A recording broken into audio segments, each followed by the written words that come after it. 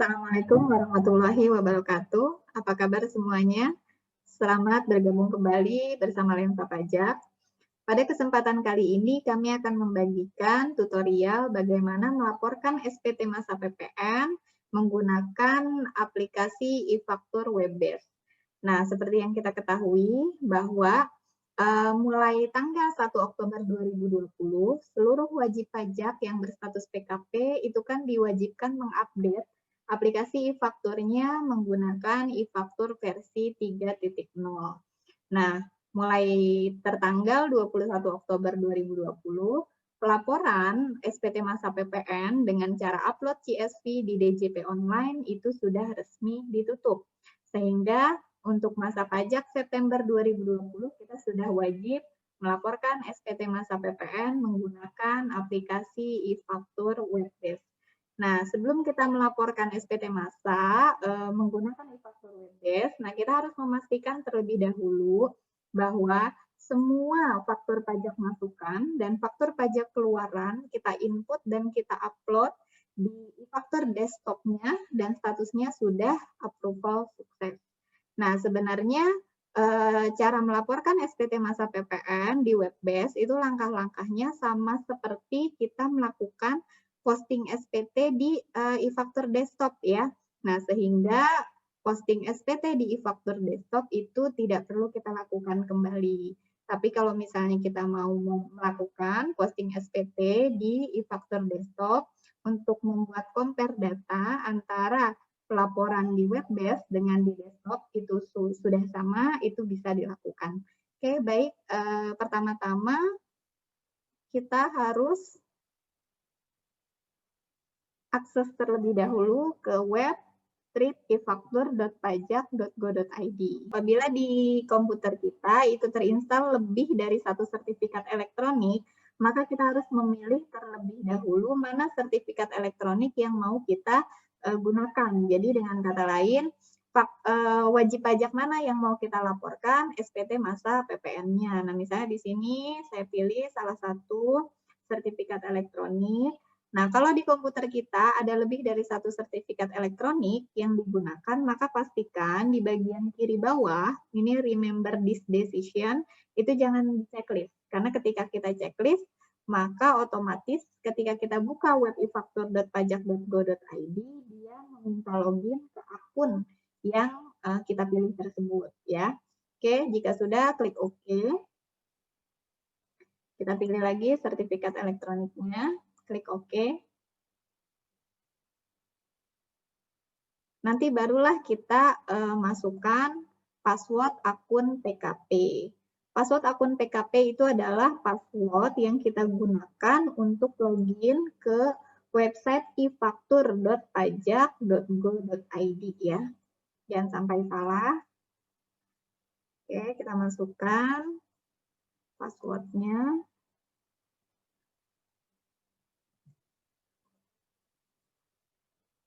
Nah, kalau kita baru pertama kali menggunakan aplikasi e-faktur web-based ini, maka langkah pertama kita harus melengkapi profil PKP terlebih dahulu. Kita isi nama penanda tangan fakturnya. Begitu juga dengan nama penanda tangan SPT.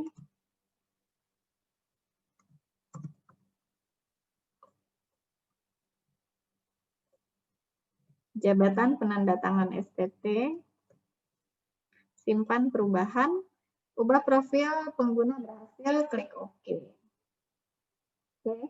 Kalau sudah, langkah ini hanya kita lakukan sekali saja ketika kita pertama kali menggunakan e-faktur web-based. Nah, berikutnya di sebelah kiri itu ada menu administrasi SPT. Kita klik administrasi SPT, lalu kita pilih monitoring SPT.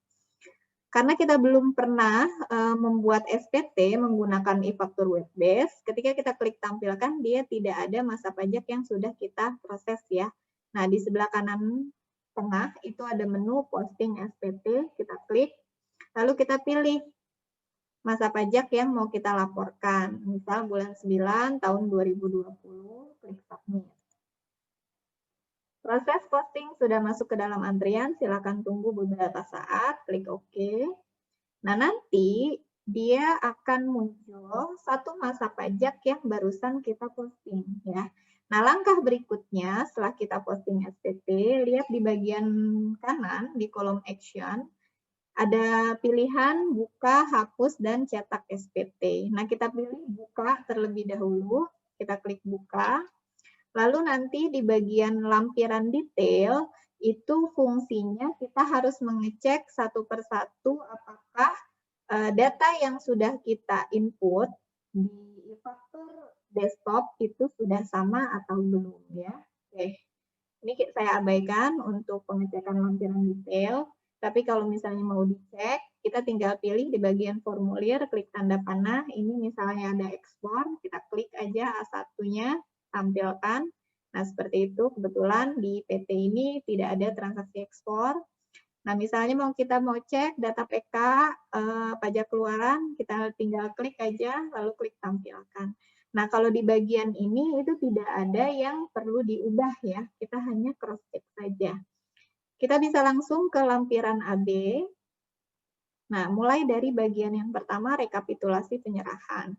Di bagian rekapitulasi penyerahan, kita tinggal lengkapi apakah ada penyerahan dalam negeri yang dengan faktur pajak yang digunggung. Kalau ada, kita bisa lengkapi datanya.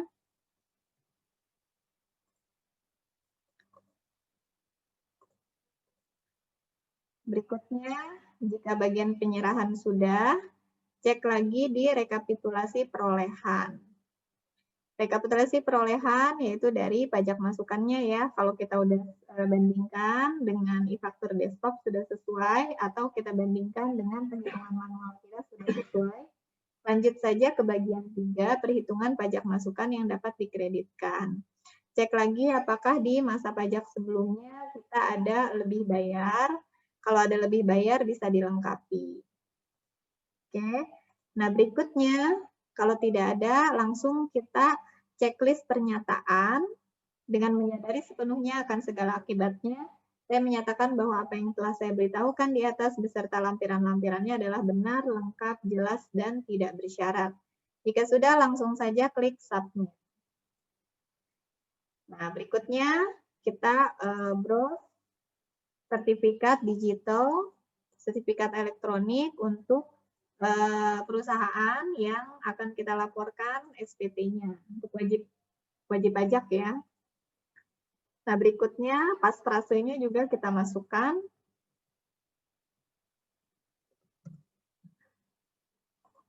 Klik setuju. Submit SPT lampiran AD berhasil, klik OK. Nah, terakhir nanti kita akan diarahkan ke bagian induk.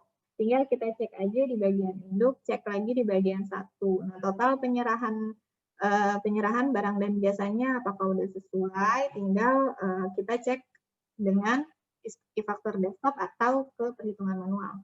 Begitu juga di bagian 2, biasanya di induk kita cuma cek ke bagian 2 nih ya, apakah ada kurang bayar atau lebih bayar. Nah, kebetulan wajib pajak ini di PKP ini adalah statusnya lebih bayar. Ketika statusnya kurang bayar, maka di bagian 2G NTPN dia akan muncul satu menu untuk kita menginput NTPN yang sudah kita bayarkan. Oke. Kalau lebih bayar, berikutnya kita checklist butir 2.D. Berikutnya, selain PKP pasal 9, dikompensasikan ke masa pajak berikutnya. Lanjut ke bagian 3, PPN terutang atas kegiatan membangun sendiri. Kalau tidak ada, abaikan saja. Pembayaran pajak masukan, gagal berproduksi, abaikan jika tidak ada. PPNBM, abaikan jika tidak ada. Nah, berikutnya kelengkapan SPT, tinggal kita checklist mulai dari AB, A1, A2, B1, B2, B3. Nah, kalau ada kurang bayar, berarti SPT-nya harus kita checklist. Nah, terakhir di bagian pernyataan, kita checklist. Langsung klik submit, kalau memang kita yakin sudah benar penginputannya. Klik submit, klik OK. Nah, kembali lagi ke monitoring SPT. Nah, kalau misalnya kita sudah melakukan input data di bagian lampiran AB dan juga di bagian induk, maka kita cek di kolom action ini, dia akan muncul satu menu baru, yaitu menu lapor. Kalau tadi kan sebelumnya menunya ada 3 ya, buka, hapus, dan cetak.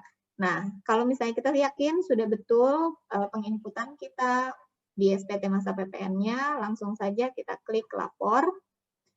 Nah, berikutnya, ketika kita ada kurang bayar, berarti harus kita attach BPN-nya. Nah, kebetulan kasus ini adalah lebih bayar, berarti tidak ada file lampiran yang harus kita attach.